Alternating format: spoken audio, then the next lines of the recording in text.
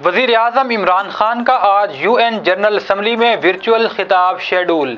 مسئلہ کشمیر، بھارتی بربریت اور افغانستان کی صورتحال تقریر کا موضوع ہوگی۔ کوسٹل ڈیولپمنٹ گوادر پورٹ میں فریم ورک کی مفاہمتی یادداشتوں پر دستخط۔ سی آر بی سی کے ساتھ معاہدہ کے سی آر کو سی پیک کے تحت بنایا جائے۔ سی پیک کو کوئی نہیں روک سکے گا، پاکستان اور چین کا عزم۔ افغانستان کو ماضی کی طرح بھلانے کی غلطیاں نہ دہرائیں، اس طرح کئی مسائل جنم لے سکتے ہیں، پاکستان کا امریکہ کو مشورہ۔ قومی اقتصادی کونسل کی ایگزیکٹو کمیٹی ایکنک نے کراچی میں ٹرانسپورٹ کے مسائل حل کرنے کے لیے کراچی سرکولر ریلوے کے منصوبے کی منظوری دے دی۔ ملک میں بجلی کی پیداواری لاگت میں 60% اور گزشتہ ایک سال میں بجلی کی پیداواری لاگت میں ₹6.42 فی یونٹ تک اضافہ۔ ملک بھر میں کرونا وائرس سے 24 گھنٹوں کے دوران مزید 50 افراد انتقال کر گئے۔ 24 گھنٹوں کے دوران 2233 افراد میں کرونا وائرس کی تصدیق۔ سابق وزیر اعظم نواز شریف کی لاہور میں کرونا کی جعلی ویکسینیشن کے غلط اندراج پر 2 اعلی افسران معطل۔ احتساب عدالت کا جعلی اکاؤنٹس کیسز میں 8 ارب کی مشکوک ٹرانزیکشن کے نیب ریفرنس میں سابق صدر آصف زرداری کو 29 ستمبر کو فرد جرم کے لیے طلب۔ عام انتخابات میں شکست خوردہ عناصر پہلے دن سے ہی سازشیں کر رہے ہیں، وزیر اعلیٰ پنجاب عثمان بزدار کا بیان۔ دورہ پاکستان کی منسوخی پر ہمیں اندھیرے میں رکھا گیا، کھلاڑیوں کا اس میں کوئی کردار نہیں، برطانوی پلیئرز کا دعویٰ۔ ملتان میں child protection and welfare bureau کا ریسکیو آپریشن، بھیک مانگتے، کچرا چنتے اور گھر سے بھاگے 10 بچے حفاظتی تحویل میں لے لیے۔ ہیڈ لائنز آپ نے جانی، خبروں کی تفصیلات ایک بریک کے بعد۔ بولے دل کی بولیاں، ذائقے کی زباں ہے شمع،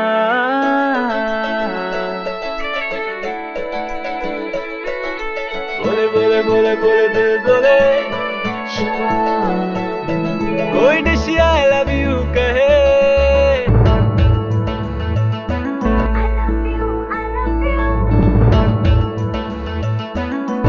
کوئی مس یو کا سگنل بنے، جو شمع کی ہو محفل، رونق نے پیچھے بل، بولے دل کی بولیاں، ذائقے کی زباں ہے شمع، کبھی ممی کا ہے دلہا،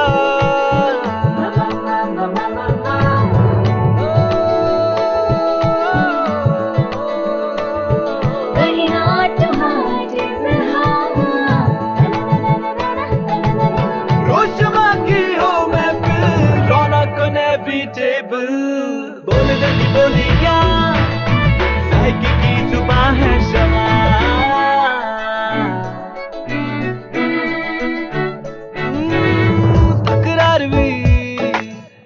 یہی پیار بھی، تکرار بھی، یہی پیار بھی، یہی جیت بھی، یہی ہار بھی، تکرار بھی، یہی پیار بھی، یہی جیت بھی، یہی ہار بھی، روز شمع کی ہو محفل، رونق نے بھی ٹیبل،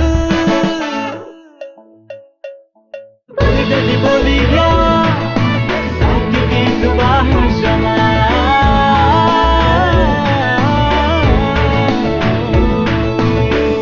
کی زباں ہے شمع، ٹوائس ہیلتھ فارمولا کے ساتھ شمع کوکنگ آئل اینڈ شمع بناسپتی، بولے دل کی بولی۔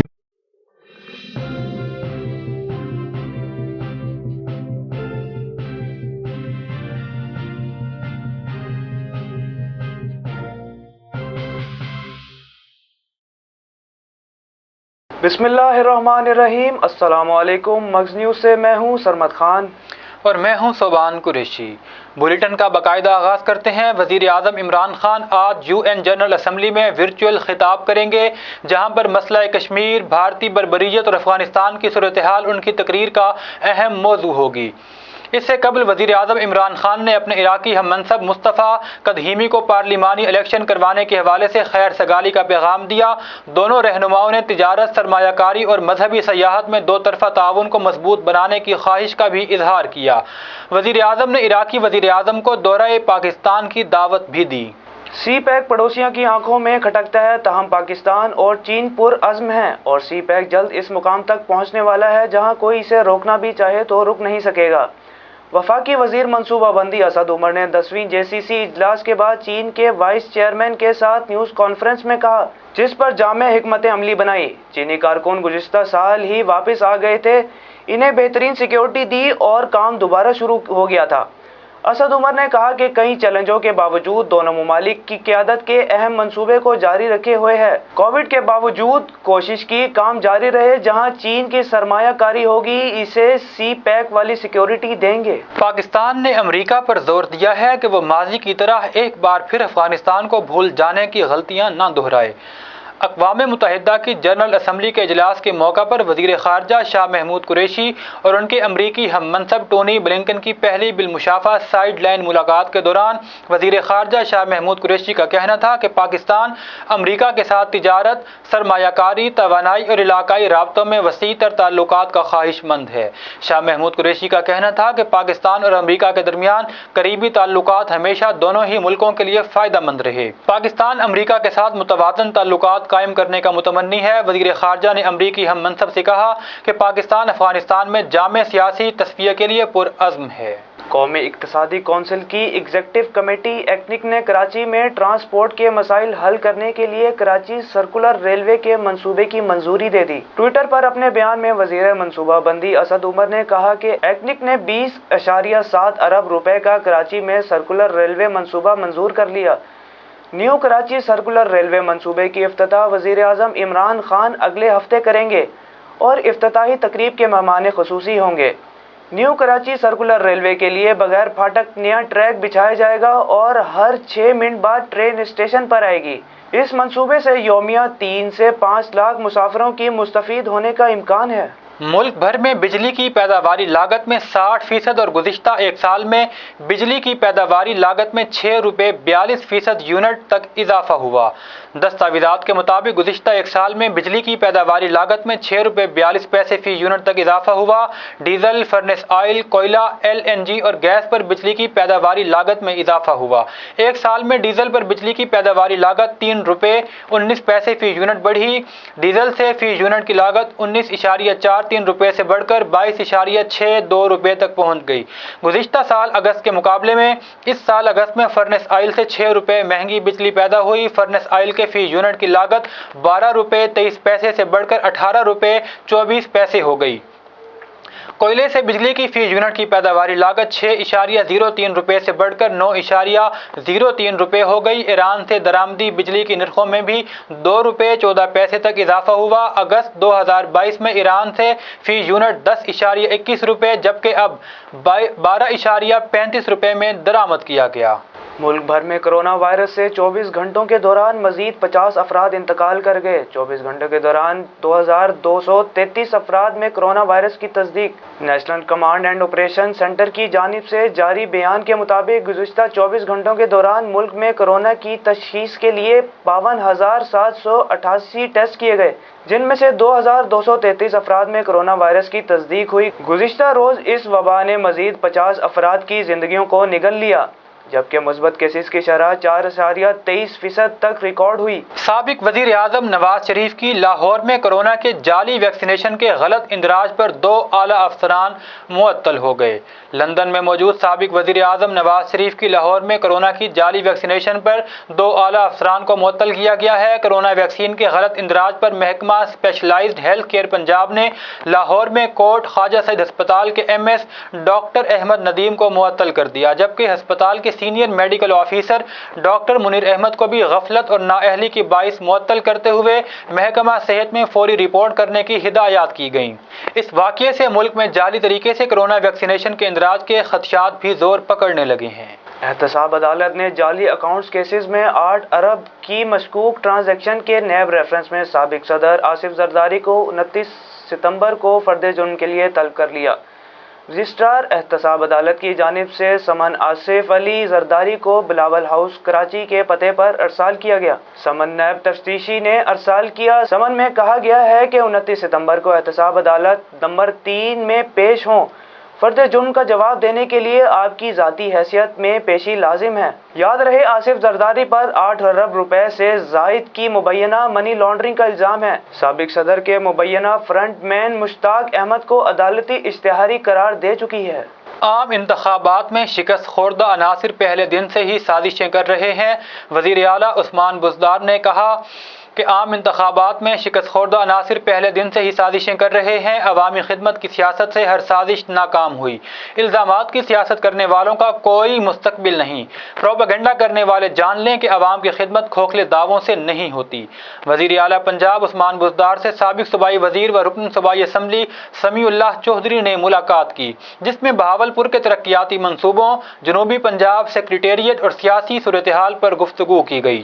اس موقع پر عثمان بزدار کا کہنا تھا کہ جنوبی پنجاب کے اہم شہر بہاولپور کی ترقی بہت عزیز ہے۔ جلد ہی بہاولپور میں جنوبی پنجاب سیکریٹریٹ کا سنگ بنیاد رکھیں گے۔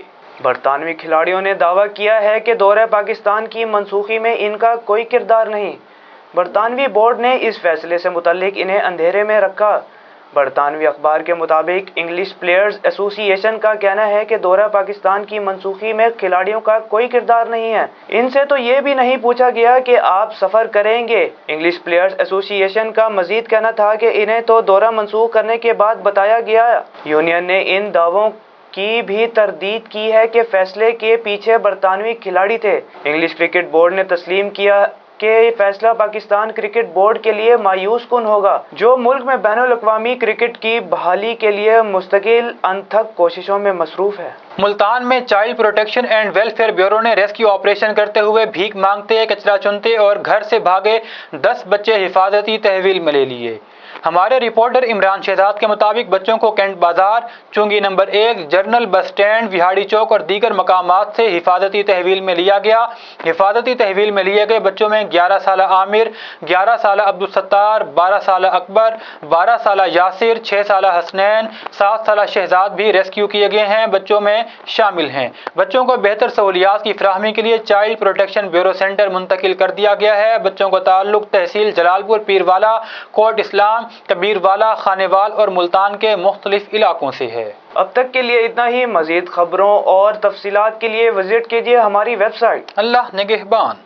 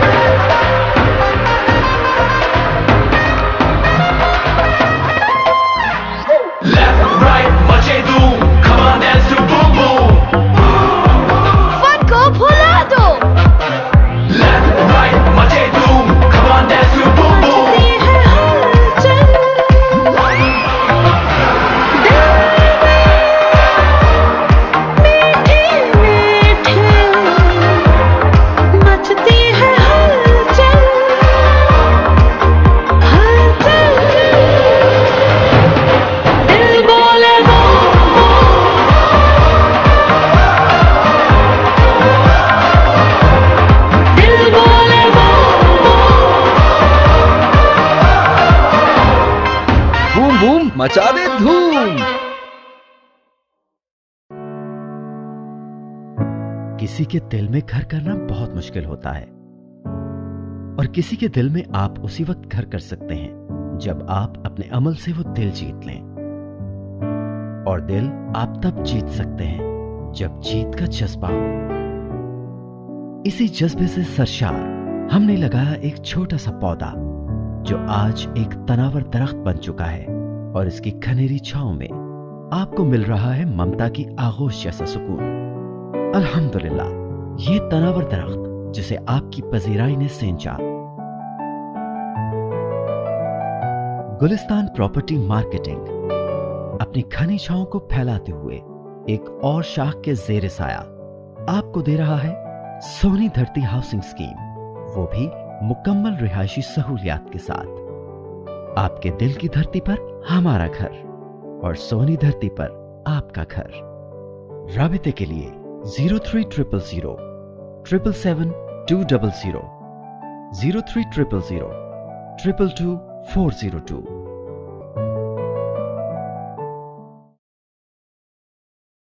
This news bulletin is sponsored by Shama Banaspati and Cooking Oil, Wiz Wash, Gulistan Property Marketing, SM Foods, Volca Foods International, Al Kareem Builders and Dhareja Group of Academies.